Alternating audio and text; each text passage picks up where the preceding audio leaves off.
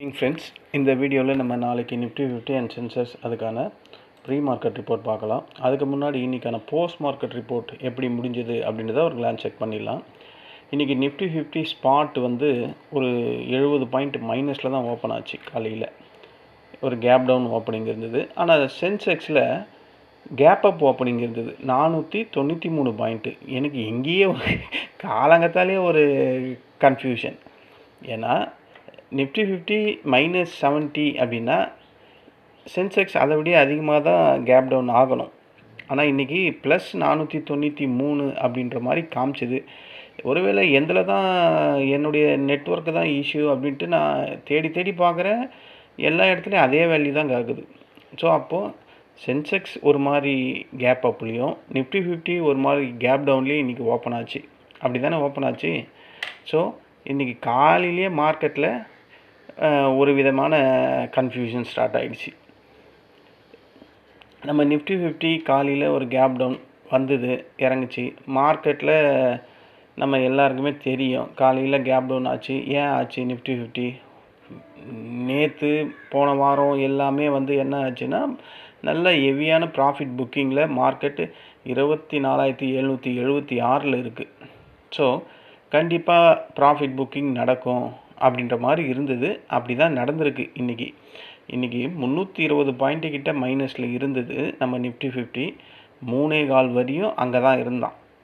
24,470 463 அந்த ரேஞ்சஸில் தான் இருந்தது மார்க்கெட்டு. அங்கேருந்து நம்ம கண்ணிலலாம் துணியை கட்டிட்டு 3.25லேருந்து 3.40க்குள்ளே அங்கேருந்து ஒரு 140 160 பாயிண்ட்டு மார்க்கெட் ஏறி இருக்குது. இது ஏறிச்சா, இது நிஜமாலுமே ஏறிச்சா, என்ன ஏதுன்னு தெரில. ஆனால் ப்ரீமியத்தை பார்த்தா ஏறி தான் இருக்குது. ₹4 இருந்த கால் ஆப்ஷன்லாம் ₹28 ₹30 போயிருக்கு. ₹18 இருந்ததுலாம் ₹120 போயிருக்கு. ஸோ அப்போது கால் சைடில் ஏறி இருக்குது அப்படின்னு ப்ரீமியத்தை பார்த்தா மட்டும்தான் நமக்கு தெரியுது. கடைசியாக சார்ட்டு 3:35 என்னமோ ஒரு ஷோ பண்ணால் அப்போ பார்த்தா அது 24,614 நிற்கிது. ஸோ இவ்வளோ பெரிய ஏற்றம் இந்த கேண்டில். இது நேற்றும் இது கண்ணில் பார்க்கல, இதையும் நீ கண்ணில் பார்க்கல. இது என்ன தான் பிரச்சனையோ எனக்கு ஒன்றும் தெரியல. இது எப்படி தான் நம்ம intraday traders, scalpers, swing traders எப்படி தான் நம்ம ட்ரேட் பண்ணுறதுன்னு எனக்கு ஒன்றும் புரியல. ஏன் காலையில் மார்க்கெட் ரொம்ப பலவீனமாக இருந்தது அப்படின்னு ஒரு கேள்வி கேட்டால், முதல் காரணம் ப்ராஃபிட் புக்கிங். நான் இப்போ தான் சொன்னேன்.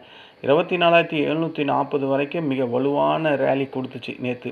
குறிப்பாக க்ளோசிங் ஆக்ஷன் மெக்கானிசம் மாற்றத்தால் கடைசி நேரத்தில் இண்டெக்ஸ் வந்து பெரிய மாற்றம் ஏற்பட்டது.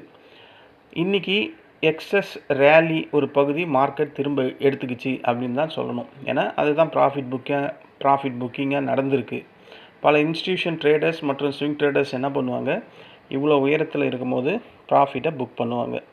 அது மட்டும் காரணம் இல்லை. இன்றைக்கி பிரெண்ட் க்ரூட் ஆயில் நம்ம செக் பண்ணால் அது வந்து $91 இருந்தது. காலையில் $80.48 இருந்து நம்ம மார்க்கெட் ட்ரேட் ஆகும் போதெல்லாம் 86 85 அந்த ரேஞ்சில் ட்ரேட் ஆச்சு. அதனால தான் நம்ம மார்க்கெட்டில் ஒரு செல்லிங் ப்ரெஷர் பாருங்கள் கண்டினியூஸாக இறங்கிக்கிட்டே இருந்தது. 24,450 வரையும் வரும்னு நினச்சேன், அது வரையும் வந்தான். ஸோ ரெண்டாவது ரீசன் க்ரூட் ஆயில் வந்து 1% மேலே இன்றைக்கி இன்க்ரீஸ் ஆனதுனால மார்க்கெட்டில் செல்லிங் ப்ரெஷர். இது ரெண்டாவது காரணம். இன்றைக்கி நம்ம செக்டாரை நம்ம நிஃப்டி 50யை கீழே இழுத்த செக்டார்ஸ் எது அப்படின்ற மாதிரி பார்த்தா ஃபினான்ஷியல் செக்டார்ஸ். ஏன்னா பேங்கிங் எல்லாம் நல்லா இருந்தது. ஃபினான்ஷியல் ஸ்டாக்ஸ் எல்லாம் நேற்று வரையும் நல்ல வளமான பச்சை கலரில் இருந்தான். ஸோ இன்றைக்கி அதிலெல்லாம் பேங்கிங்லேயும் ஃபினான்ஸ் ஸ்டாக்ஸ்லேயும் அதிகப்படியான ப்ராஃபிட் புக்கிங் இதுதான் இன்றைக்கி நடந்தது. அதே மாதிரி ஐடி செக்டார்லேயும் இன்றைக்கி ப்ராஃபிட் புக்கிங் 1% மேலே இன்றைக்கி ஐடி சரிஞ்சுது. இன்ஃபோசிஸ், டிசிஎஸ், ஹெச்சிஎல், விப்ரோ, ஹெவி வெயிட்ஸ் எல்லாமே இன்றைக்கி ப்ராஃபிட் புக்கிங்காக தான் இருந்தது. அதனால் மார்க்கெட்டை அது டவுன் சைடு தான் இழுத்துது. ரிலையன்ஸில் கூட பெரிய லெவலில் இன்றைக்கி செல்லிங் ப்ரெஷர் இருந்தது. ரிலையன்ஸ் இண்டஸ்ட்ரீஸ் வந்து பலவீனமாக இருந்தது காலையிலேயே. ஏன்னா எக்ஸ்போர்ட் ஃபியூயல் வின்ஃபால் டேக்ஸு தொடர்ச்சியான செய்திகள் அந்த ஷேர் மேலே அழுத்தம் கொடுத்துக்கிட்டே இருக்குது. ரிலையன்ஸு நிஃப்டியில் மிகப்பெரிய வெயிட்டேஜ் ஸ்டாக்கு அப்படின்றது நமக்கு எல்லாருக்குமே தெரியும். அப்போ ரிலையன்ஸ் கீழே விழும்போது ஐடிசியும் விழுது, பேங்க்கும் விழுது. அப்போது மார்க்கெட்டில் அந்த 320 point gap down loss sell off வந்ததுக்கு காரணம் இந்த 3 ரீசன் தான். ரிலையன்ஸ் இறங்குச்சு, IT sector profit booking, financial stocks சம்மந்தமான பேங்க் செக்டார்லாம் பெரிய லெவலில் இறங்குது. பிரெண்ட் குரூட் ஆயில் வந்து $81 $86 போச்சு. இது எல்லாமே தான் காரணம். அதுக்கு முன்னாடி மார்க்கெட் பெரிய லெவலில் ஏறி முடிஞ்சிருக்கு, அதை ப்ராஃபிட் புக்கிங் பண்ணாங்க. அப்போ மார்க்கெட் இன்றைக்கி 320 பாயிண்ட் இறங்கிறதுக்கு ரீசன் இதுதான் போஸ்ட் மார்க்கெட் ரிப்போர்ட்டு. ஓகேங்களா? இந்த போஸ்ட் மார்க்கெட் ரிப்போர்ட்டு அதை அப்புறம் பார்ப்போம். இன்றைக்கி மார்க்கெட்டுக்கு ஹெல்ப் பண்ண செக்டார் எது அப்படின்னு பார்த்தா ஆட்டோ செக்டார். இன்றைக்கி மார்க்கெட்டில் நல்ல பையிங் ப்ரெஷர் இருந்தது. அப்புறம் இந்த மிட் கேப் ஸ்மால் கேப் ஸ்டாக்ஸில் கூட இன்றைக்கி பையிங் ப்ரெஷர் இருந்த மாதிரி தான் எனக்கு தெரியுது. அது நம்ம இண்டெக்ஸஸில் பார்த்தா அவங்க இறங்கி தான் முடிஞ்சிருக்காங்க. பட் அங்கே கொஞ்சம் பாசிட்டிவ் இன்டென்ஷன் இருந்த மாதிரி தான் நான் அந்த சார்ட்டில் பார்த்தேன். இன்ட்ராடே ஸ்டோரி நம்ம இப்போ செக் பண்ணால் கேப் டவுன் வந்ததுக்கப்புறம் இன்றைக்கி மார்க்கெட் டோட்டலாக செல்லர் கண்ட்ரோலில் தான் போச்சு. ஒவ்வொரு புல் பேக்கும் செல்லிங் ப்ரெஷராக தான் மார்க்கெட்டு எடுத்துக்கிட்டு ஒவ்வொரு ஆப்பர்ச்சுனிட்டியும் செல்லிங் பண்ணிக்கிட்டே இருந்து மதியம் 3 வரைக்கும் பியர்ஸ் வந்து அவங்களோட முழு கட்டுப்பாட்டில் மார்க்கெட்டை வச்சுக்கிட்டு இருந்தாங்க. ஆனால் 3லேருந்து 3:15 இதுதான் ரியல் ட்ரேடிங். 3:15லேருந்து 3:40 இங்கே என்ன ஆகுது? நேற்று மாதிரியே அதே பிரச்சனை தான். அதாவது ஒரு ஆப்ஷன் ட்ரேடருக்கு முக்கியமான ரெஃபரன்ஸ் என்னது? Underlying index, Nifty 50, bank Nifty, Sensex. இதுதான் இண்டெக்ஸ். இங்கே எங்கே இருக்குது? சப்போர்ட் எங்கே இருக்குது? ரெசிஸ்டண்ட்டை இருக்குது. சப்போர்ட்டை உடைக்குதா, ரெசிஸ்டண்ட்டை உடைக்குதா, பையர்ஸ் வந்தாங்களா, செல்லர்ஸ் வந்தாங்களா அப்படின்றத சார்ட் மூலமாக தானே நம்ம புரிஞ்சிக்க முடியும். சார்ட்டை ஃப்ரீஸ் பண்ணிவிட்டு அதுக்கப்புறம் ப்ரைஸ் ஆக்ஷனை வச்சு மட்டும் ட்ரேட் பண்ணால் இதில் என்ன லாஜிக் இருக்குது? இன்றைக்கி பாருங்கள், இன்றைக்கி அது 24,463 கரெக்டாக அதுதான். அதிலிருந்து 24,613 வரையும் மார்க்கெட் மேலே போயிருக்கு. இது நம்ம பார்க்கவே இல்லை. இதில் இன்ஸ்டியூஷன் பையிங் மட்டும்தான் பண்ணியிருப்பாங்க, எஃப்ஐஸ் தான் பையிங் பண்ணியிருப்பாங்க. அதனால தான் அதாவது அந்த 25 நிமிஷம் மார்க்கெட் ஏறினது. ஸோ இந்த மாதிரி ஏற்றத்தில் நம்ம எப்படி வந்து ட்ரேட் பண்ணுறது? ப்ரீமியம் மட்டும் நகருது, ப்ரீமியத்தை மட்டும் நம்ம நம்பி எங்கே ட்ரேட் பண்ண முடியும்? இது ரொம்ப பேருக்கு நேற்றும் குழப்பமாக இருந்தது, இன்றைக்கும் குழப்பமாக இருக்குது. ஏன்னா நிஃப்டி 50 24,463லேருந்து 24,614 வரையும் ஏறி இருக்குது. சார்ட்டு ஃப்ரீஸ் ஆகிடுச்சு, ப்ரீமியம் மட்டும் ஏறுது. அப்படின்னா ப்ரீமியத்தை பார்த்து ட்ரேட் பண்ணுறவங்க டைரெக்ஷனை சரியாக தெரிஞ்சாலும் அந்த மூவ் ஸ்ட்ரென்த்தாக இருக்கா, அந்த மூவ் வந்து கரெக்டாக போய்கிட்டு இருக்கா, ஸ்ட்ரக்சரல் பிரேக் அவுட் கன்ஃபர்மேஷன் சார்ட்டில் இருக்கா, இதெல்லாம் பார்க்காம எப்படி நம்ம ட்ரேட் பண்ணுறது? அப்போ இது இனிமேல் இப்படி தான் இருக்கும் போல இருக்குது. ஓகேங்களா? அதே நேரத்தில் நம்ம எக்ஸ்சேஞ்சு இந்த இன்ஸ்டியூஷன் பக்கம் இந்த லாஜிக்கை நம்ம பார்த்தா க்ளோசிங் ஆக்ஷன் ப்ராசஸ் நடத்துகிறாங்க, அது நடந்துக்கிட்டு தான் இருக்குது. நம்ம ஒன்றும் பண்ண முடியல. ஆனால் இந்த க்ளோசிங் ப்ரைஸ் மேனிப்புலேஷனை குறைக்கணும் அப்படின்ற மாதிரி ஏம் வைக்கிறாங்க. அனைத்து பார்ட்டிசிபேட்டும் ஒரே க்ளோசிங் மெக்கானிசம் இருக்கணும் அப்படின்ற மாதிரி திங்க் பண்ணுறாங்க. இண்டெக்ஸ் க்ளோசிங் வேல்யூ அக்யூரேட்டாக இருக்கணும் அப்படின்ற மாதிரி திங்க் பண்ணுறாங்க. இந்த நோக்கில் இந்த மாதிரி ஏமில் பார்த்தா மார்க்கெட் இன்ஃப்ராஸ்ட்ரக்சர்ஸ்க்கு இது உதவியாக இருக்கிற மாதிரி இருந்தாலும், ஆனால் ஆக்டிவ் அந்த இன்ட்ராடே ஆப்ஷன் ட்ரேடர்ஸ் பக்கம் நம்ம பார்த்தா எக்கச்சக்கமான பாதகங்கள் தான் இருக்குது. லைவ் ப்ரைஸ் ஆக்ஷன் நமக்கு தெரியாது. ஸ்கேல்பர்ஸ்க்கு என்ட்ரி கான்ஃபிடன்ஸ் பெரிய லெவலில் குறையும். சுத்தமாக எனக்கு இன்றைக்கி தோணவே இல்லை, எங்கே எடுக்கிறதுனே தெரில. ப்ரீமியத்தை மட்டும் பார்த்து ட்ரேட் பண்ணால் மிகப்பெரிய குழப்பங்கள் ஏற்படும். இப்போ நம்ம ஒரு ப்ரீமியம் 30 ரூபாயில் வாங்குகிறோம்.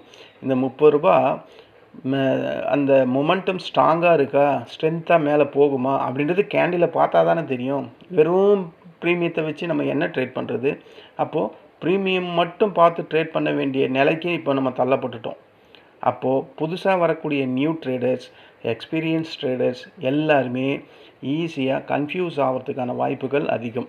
அப்படின்றது தான் எனக்கு இந்த 3:15லேருந்து 3:40 வரையும் சார்ட்டை ஃப்ரீஸ் பண்ணிவிட்டு ப்ரீமியத்தை மட்டும் டான்ஸ் ஆட வச்சு ஏற்றுறது எனக்கு சுத்தமாக பிடிக்கல. இன்றைக்கும் பாருங்கள், அப்படி தான் ஒரு 140 பாயிண்ட் ஏறி முடிஞ்சிருக்கு. அது இந்த 140 பாயிண்ட் ஏறி முடிஞ்சிருக்குன்றது நமக்கு எங்கே தெரியுது? ப்ரீமியத்தில் பார்த்தா தான் தெரியுது. ரூ. 18 கால் வந்து ரூ. 118 போயிருக்கு. ரூ. 8 வந்து ரூ. 36 போயிருக்கு. ரூ. 4 இருந்தது ரூ. 14 போயிருக்கு. ஸோ இது எனக்கு தெரிஞ்சு இனிமேல் நம்ம 3.25லேருந்து 3.40 ட்ரேடே பண்ணக்கூடாது அப்படின்ற நிலைமைக்கு நான் இன்றைக்கி வந்துட்டேன். நேற்றே வந்துட்டேன், இன்றைக்கி கன்ஃபார்மே பண்ணிட்டேன். இனிமேல் நம்ம 3.25ஓட மார்க்கெட்டில் இருக்கக்கூடாது அப்படின்ற மாதிரி. அதாவது இது எக்ஸ்சேஞ்சுக்கும் இந்த ரூல் செபியும் அவங்க திங்க் பண்ணது ஒன்று. ஆனால் இது பெரிய லெவலில் என்ன மாதிரி ஸ்கேல்பர்ஸுக்கும் இன்ட்ராடே பிளேயர்ஸ்க்கும் மொமெண்டம் ட்ரேட் பண்ணக்கூடிய ஸ்விங் ட்ரேடர்ஸ்க்கும் பெரிய தலைவலியாக இருக்கும். எங்களால் கேண்டில் ஸ்டிக்ஸ் பார்க்காமலாம் ட்ரேட் பண்ணவே முடியாது. நான் வந்து கெஸ்ஸிங் ட்ரேடும் பண்ண விரும்பலை இனிமேல். அப்போ 3.25லேருந்து 3.40 வரையும் கேண்டில் ஸ்டிக்ஸ் ப்ரைஸ் ஆக்ஷனை பார்த்து ட்ரேட் பண்ணணும் அப்படின்னு இவ்வளோ நாள் கிளாஸஸ் எல்லாம் போய் எல்லா கோச்சிங் சென்டர்லேயும் எல்லா ட்ரைனிங் சென்டர்லேயும் ஒர்க் ஸ்டேஷன்லேயும் இதை தான் சொல்லியிருப்பாங்க. ப்ரைஸ் ஆக்ஷனை பார்த்து ட்ரேட் பண்ணுங்கள், ப்ரைஸ் ஆக்ஷனை கற்றுக்குங்க அப்படின்னு. அப்போ இந்த ப்ரைஸ் ஆக்ஷன் வந்து இங்கே வேஸ்ட்டாக போதா 3.25லேருந்து 3.40 வரையும்? ஏன்னா அங்கே தான் சம்பாதிக்கவே முடியும். அந்த நேரத்தில் தான் அவங்க கரெக்டாக அங்கே தான் செக்மேட் வைக்கிறாங்க ட்ரேடர்ஸ்க்கு. ஸோ இது என்னை பொறுத்தவரையும் இது நம்மளால் ஒன்றும் பண்ண முடியாது. அதனால் நம்ம அந்த இடத்துலேருந்து விலகி இருக்கிறது ரொம்ப நல்லது. 3.25லேருந்து 3.40 வரையும் அப்படின்றது என்னுடைய கருத்து. ஏன்னா இந்த இடத்துல சார்ட் வந்து ஆஃப் ஆகிடுது, ப்ரீமியம் ஆன் ஆகுது. இங்கே ப்ரைஸ் டிஸ்கவரி நிஜமாலுமே எனக்கு உண்மையாலுமே புரியல. ஒரு ரீட்டைலரை வந்து பெரிய லெவலில் கன்ஃபியூஸ் பண்ணக்கூடிய நேரம்தான் இந்த சிஏஎஸ் அப்படின்னு வந்த புதிய நேர மாற்றம். இந்த நேர மாற்றம் எனக்கு டிசப்பாயிண்டடான ஒரு விஷயமாக நான் ஃபீல் பண்ணுறேன். இதுதான் ஃப்ரெண்ட்ஸ் இன்றைக்கான போஸ்ட் மார்க்கெட் ரிப்போர்ட்டு. இது ஏறினது நீங்கள் யாரும் பார்த்துருக்கவே முடியாது, நானும் பார்த்துருக்க முடியாது. ஸோ ப்ரீமியம் ஏறி இருக்குது. ஸோ மார்க்கெட் கடைசியாக ஃபைனலாக நிஃப்டி 50 159 பாயிண்ட் மைனஸில் முடிஞ்சிருக்கு. சென்செக்ஸ் 210 பாயிண்ட் மைனஸில் முடிஞ்சிருக்கு. அது த்ரூ அவுட்டாக ப்ராடர் இண்டெக்ஸஸ் எல்லாமே மைனஸில் தான் முடிஞ்சிருக்கு. இந்தியா விக்ஸ் வந்து 2% மேலே இன்க்ரீஸ் ஆகிருக்கு, 12.19ன்னு காட்டுது. இன்றைக்கி நான் வந்து 2 ட்ரேடு தான் பண்ணேன். 2 ட்ரேடு எனக்கு ட்ரேட் பண்ணுறதுக்கே இஷ்டமே இல்லை. இன்றைக்கி நேற்றும் ஒரு மாதிரியாக இருந்தேன், இன்றைக்கும் ஒரு மாதிரியாக இருந்தேன். அதனால் ட்ரேட் பண்ணலை. அந்த 2 ட்ரேடில் மட்டும் ஒரு ப்ராஃபிட் ஒரு லாஸு, அப்படி இப்படி ஒரு 800 தான் இன்றைக்கி நான் ட்ரேட் பண்ணதே. 3 ட்ரேட் பண்ணேன், கடைசியில் ஒரு ட்ரேட் எடுத்தேன், அதில் தான் ஒரு 800 ப்ராஃபிட் பண்ணேன். அவ்வளோதான் இன்றைக்கான போஸ்ட் மார்க்கெட் ரிப்போர்ட். இது தான் எனக்கு இந்த 3.25லேருந்து இந்த 3.40 மாறினது என்னுடைய கை காலையே கட்டி போட்ட மாதிரி இருக்குது. ஏன்னா நான் இந்த மாதிரி எக்ஸ்பைரி டேயில் இதெல்லாம் யூஸ் பண்ணுற ஆள். அது தடைபடும் போது ட்ரேடிங் அப்படின்றது, ப்ரைஸ் ஆக்ஷன் அப்படின்றது வேஸ்ட்டாக போதே அப்படின்ற மாதிரி எனக்கு தோணுது. அதனால் ட்ரேட் பண்ணல. இதுதான் ஃப்ரெண்ட்ஸ் இன்றைக்கான போஸ்ட் மார்க்கெட் ரிப்போர்ட்டு. நாளைக்கான ப்ரீ மார்க்கெட் ரிப்போர்ட் பார்க்கறதுக்கு முன்னாடி இப்போ வேர்ல்டு மார்க்கெட் எப்படி ட்ரேட் ஆகுது அப்படின்றத ஒரு கிளான்ஸ் செக் பண்ணலாம். இப்போ வேர்ல்டு மார்க்கெட் ட்ரேட் ஆகுறது டவ் 30, S&P 500, நாஸ்டாக் கம்போசிட்டில் நம்ம பார்த்துட்டோம் நேற்று. இப்போ நடக்கிற FTSE 54 அதில் ட்ரேட் ஆகுது, பாசிட்டிவாக ட்ரேட் ஆகுது. CSE 40 37, DAX 233, Nikkei 202 point plus, Hang Seng 186 point minus, Shanghai வந்து 12 பாயிண்ட் ப்ளஸ்ஸு, நம்ம NSE Nifty 159 minus, BSE Sensex 210, STI வந்து அவன் 0.3 ஒன்றும் இல்லை, ஒரு பாயிண்ட்டு கூட மைனஸில் இல்லை. காஸ்பி 101 பாயிண்ட் ப்ளஸ்ஸு. US டாலர் வந்து குறைஞ்சிருக்கு. நம்ம USD INR வந்து 95,388 இருந்து 95,378. இது அப்ரிசியேஷனாக டிப்ரிசியேஷனோ 5 பைசாக்கெல்லாம் அப்ரிசியேஷன் ஆகிருக்கு. கோல்டு இன்க்ரீஸ் ஆகிருக்கு, காப்பரும் இன்க்ரீஸ் ஆகிருக்கு, சில்வரும் இன்க்ரீஸ் ஆகிருக்கு. இந்த க்ரூட் ஆயில் வந்து 77 அதில் ட்ரேட் ஆகுது ஸ்பாட்டு. டவ் ஃபியூச்சரை பார்த்தா இப்போ அது 651 பாயிண்ட்டு பாசிட்டிவில் இருக்குது. காரணம் என்ன? $86 இருந்தது இந்த பிரண்ட்டு, இப்போ 81 இருக்கிறதுனால வேர்ல்டு மார்க்கெட் இந்த US ஃபியூச்சர்ஸ் எல்லாம் பாசிட்டிவில் ட்ரேட் ஆகுது. நாஸ்டாக் ஃபியூச்சரை பார்த்தா 322. இப்போ நம்ம கிஃப்ட் நிஃப்டி எவ்வளோ ட்ரேட் ஆகுது அப்படின்னு பார்த்தா 24,645. நம்மளது எதில் க்ளோஸ் ஆகிருக்கு? 24,614 க்ளோஸ் ஆகிருக்கு. ஸோ இது ஓகே, ஓரளவுக்கு கரெக்டாக இருக்குது, நேற்று மாதிரி குழப்பம் இல்லாமல். ஸோ இதுதான், இப்படி தான் இப்போ வேர்ல்டு மார்க்கெட் ட்ரேட் ஆகிட்டுருக்கு. எல்லாமே பாசிட்டிவாக தான் இருக்குது. FIS பையிங்கில் இருக்காங்க அப்படின்னும் போது மார்க்கெட் இந்த மாதிரி கண்ணுக்கு தெரியாத நேரத்தில் ஏறி முடியும் அப்படின்றதுல எந்த ஒரு டவுட்டுமே இல்லை. நாளைக்கு ஒரு கேப் அப் கிடைக்குது அப்படின்னா ஃபஸ்ட்டு ரெசிஸ்டண்ட்டு இது நிஃப்டி 50 24,706 இருக்குது. அதுக்கப்புறம் 24,776 செகண்ட் ரெசிஸ்டண்ட்டு, தேர்டு 24,862 இருக்குது. ஓகேங்களா? இந்த 3 ரெசிஸ்டன்ட் நாளைக்கு நிஃப்டி 50க்கு இன்ட்ராடே லெவல்ஸாக இருக்கும். ஏன்னா இன்னைக்கு எக்ஸ்பைரி முடிஞ்சிடுச்சு. அதனால் 800 ஈஸியாக உடைச்சிரும். 24,800 உடைச்சிரும். இல்லை ஒரு கேப் டவுன் வரப்போகிறது இல்லை, தெரிஞ்சு போச்சு. ஏன்னா மார்க்கெட் எல்லாம் சூப்பராக இருக்குது. யூஎஸ் ஃபியூச்சர்ஸு, வேர்ல்டு மார்க்கெட் எல்லாம். ஒருவேளை ஒரு கேப் அப்பு வந்துட்டு அங்கேருந்து டவுன் ஆச்சுன்னா ஃபஸ்ட்டு சப்போர்ட்டு 24,521. அதையும் உடைக்குதுன்னா 24,450 இன்றைக்கி வந்த லோ. அதுக்கும் கீழே போகுதுன்னா இந்த கேப்பு 24,365. இந்த 3 சப்போர்ட் லெவல் நிஃப்டி 50ல் போதும். சென்செக்ஸ் வந்துடுவோம். சென்செக்ஸ் வந்தால் 78,428 க்ளோஸ் ஆகிருக்கு.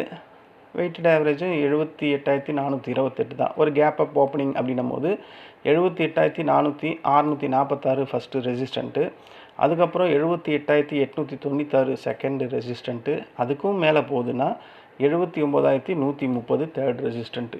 அதுக்கு மேலே மார்க்கெட் போச்சுன்னா 79,160 போகிறதுக்கான வாய்ப்புகள் இருக்குது மார்க்கெட்டில். ஏன்னா பிரெண்ட் க்ரூட் ஆயில் ரொம்ப கம்மியாக இருக்குது, பெரிய லெவல் கேப் அப் வர்றதுக்கும் வாய்ப்புகள் இருக்குது. அப்படின்றதுனால 79,000 கூட மார்க்கெட் சென்செக்ஸ் நாளைக்கு போகிறதுக்கு வாய்ப்புகள் இருக்குது. இல்லை ஒரு பெரிய கேப் அப் வந்துட்டு அங்கேருந்து ப்ராஃபிட் புக்கிங் நடக்குது அப்படின்னா ஃபஸ்ட்டு சப்போர்ட்டு 78,147, அதையும் உடைச்சிதுன்னா 77,956, அதுக்கும் கீழே வருதுன்னா 77,719, 700 இதை வச்சுக்கலாம். ஓகேங்களா? அதுக்கும் கீழே வராது வந்ததுன்னா 77,553. இந்த 4 சப்போர்ட்டு நாளைக்கு சென்செக்ஸுக்கு இன்ட்ராடே லெவல்ஸாக ஆக்ட் ஆகிறதுக்கான வாய்ப்புகள் அதிகம். இன்றைக்கி இந்தியா விக்ஸு இன்க்ரீஸ் ஆகிருக்கு ஒரு 2% மேலே. எல்லாமே ப்ராஃபிட் புக்கிங் நடந்திருக்கு. ஐடியில் ப்ராஃபிட் புக்கிங், பேங்க் நிஃப்டியில் ப்ராஃபிட் புக்கிங், ஃபினான்ஷியல் ஸ்டாக்ஸில் ப்ராஃபிட் புக்கிங். இன்றைக்கி ஐடிசி கொஞ்சம் ஏறி இருக்குது, எஃப்எம்சிஜி, ஆட்டோ ஏறி இருக்குது. ஸோ அதனால் ஓரளவுக்கு தப்பிச்சிருக்கு மார்க்கெட்டு. கடைசி நேரத்தில் கண்ணுக்கு தெரியாமல் நம்ம கண்ணை கட்டிவிட்டு மார்க்கெட்டை ஏற்றிருக்காங்க ஒரு 160 பாயிண்ட்டு. அதுவும் நடந்திருக்கு. நாளைக்கும் இது நடக்கும், இனிமேலும் நடக்கும். இதுக்கு விடிவு காலம் இனி இல்லை. நம்ம தான் அதுக்கேற்ற மாதிரி அட்ஜஸ்ட் பண்ணணும். நம்மளால் அட்ஜஸ்ட் பண்ண முடியாது. ஏன்னா ப்ரைஸ் ஆக்ஷனை பேஸ் பண்ணி ட்ரேட் பண்ணக்கூடியவங்க தான் அதிகம். அதுவே அங்கே இல்லாத போது எப்படி ட்ரேட் பண்ணுவாங்க அப்படின்னு தெரியல. அது போக போக தான் நமக்கு மார்க்கெட்டில் அதை வேறு எப்படி ஹேண்டில் பண்ணலாம் அப்படின்ற மாதிரி தெரியும். இதுதான் ஃப்ரெண்ட்ஸ் இன்றைக்கான போஸ்ட் மார்க்கெட்டும் நாளைக்கான ப்ரீ மார்க்கெட் ரிப்போர்ட்டும். இங்கே ஒரு டிஸ்க்ளைமர், இங்கே கோடிட்டு காட்டியிருக்க இந்த ரெட்டு, இந்த ப்ளூ, இந்த க்ரீன்லாம் ட்ரேடிங் ரெக்கமெண்டேஷன் லைன்ஸ்லாம் கிடையாது. இதை நம்பி எந்த ஒரு ட்ரேடும் பண்ணி உங்களோட வேல்யூபிள் மணியை இழந்துடாதீங்க. இது ஜஸ்ட் ஒரு எஜுகேஷன் பர்பஸ்க்காக இந்த லைன்ஸை நான் காட்டியிருக்கேன். உங்கள்கிட்ட ரிசர்ச், அதுக்கேற்ற அனலைஸ் இருந்து உங்கள்கிட்ட ஏதாவது ஸ்ட்ராட்டஜி இருந்தால் அப்போ இந்த லைன் அதுக்கு யூஸ் ஆகுமான்னு பார்த்துட்டு அதுக்கப்புறம் ட்ரேட் பண்ணுற மாதிரி இருந்தால் ட்ரேட் பண்ணுங்கள். அதுவும் ஒரு இந்த மணியாக இருக்கட்டும் அப்படின்றது மட்டும்தான் என்னுடைய அட்வைஸ். ஓகே ஃப்ரெண்ட்ஸ், இந்த வீடியோ உங்களுக்கு பிடிச்சிருந்தா என்னுடைய சேனலை சப்ஸ்கிரைப் பண்ணுங்கள். நம்ம நாளைக்கு இன்ட்ராடே காலத்தில் சந்திக்கலாம். நன்றி, வணக்கம்.